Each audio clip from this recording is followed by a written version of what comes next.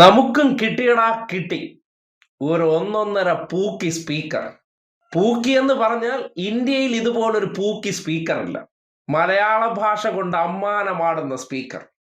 ഭാഷയൊക്കെ എന്ന് പറഞ്ഞാൽ അരച്ച് കലക്കി കുടിച്ച് അതിന്റെ രസായനം ഉണ്ടാക്കിയ സ്പീക്കറാണ്. പൂക്കി മുഖ്യമന്ത്രി പോലെ തന്നെ പൂക്കി സ്പീക്കർ. ആ പൂക്കി സ്പീക്കർ കേരളത്തിന് സംഭാവന ചെയ്ത ചില പൂക്കികൾ നിങ്ങൾക്കായി സമർപ്പിക്കുന്നു. മലയാളത്തിന്റെ പൊന്നോമന കണ്ണുണ്ണി, മലയാളത്തിന്റെ പൊന്നോമന കണ്ണിലുണ്ണി നമ്മുടെ മോഹൻലാലാണ്. നീ എവിടെ പരിപാടി അവതരിപ്പിച്ചാലും ഇത് തന്നെയാണ് അതിന്റെ വിധി. മികച്ച നടി ന്യൂസിയ നസീം.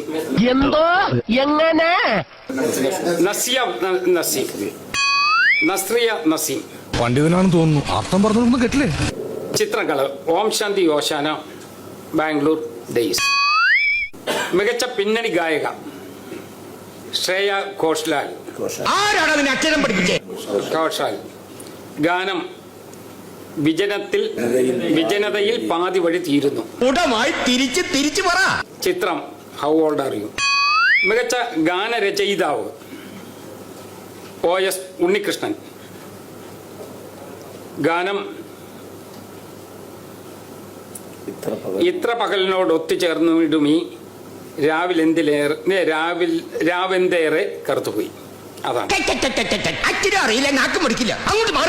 മികച്ച സംഗീത സംവിധായകൻ രമേഷ് നാരായൺ.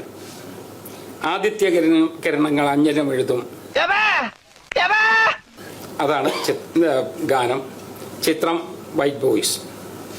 മികച്ച സംവിധായകൻ ബിജിബാൽ. ശാസ്ത്രീയ സംഗീതം, പശ്ചാത്തല സംഗീതം. നിനക്ക് ഈ ഇളിപ്പാണ് നല്ലത്. എടാ, ദൈവം ഓരോ കാര്യത്തിനും ഓരോരുത്തരെ സൃഷ്ടിച്ചു വിട്ടിട്ടുണ്ട്. അതിന്റെ ഉദാഹരണമാണ് നീ. ചിത്രം വിവിധ ചിത്രങ്ങൾ. ഇതൊക്കെ എന്ത്? മികച്ച സ്വഭാവ നടൻ അനൂപ് മേനോൻ. 5000 രൂപയും ശില്പവും 50,000 രൂപയും ശില്പവും പ്രശസ്തി പത്രവും. മുഖ്യമന്ത്രി പറഞ്ഞ വാചകം ഞാനൊന്ന് വായിക്കാം.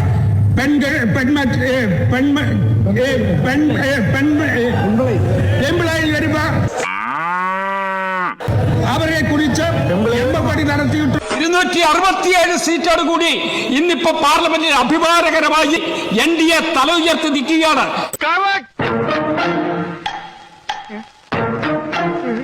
അതിന്റെ നേതാവ് രാഹുൽ ഗാന്ധിയാണ്.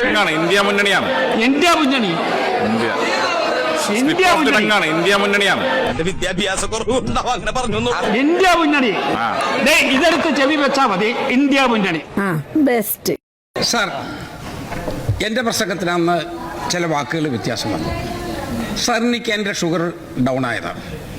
ഡൗണായ സമയത്ത് എനിക്ക് ഒരു തുള്ളി വെള്ളം കിട്ടിയിരുന്നെങ്കിൽ എൻ്റെ ആ പ്രശ്നം അവിടെ അവസാനിക്കുമായിരുന്നു.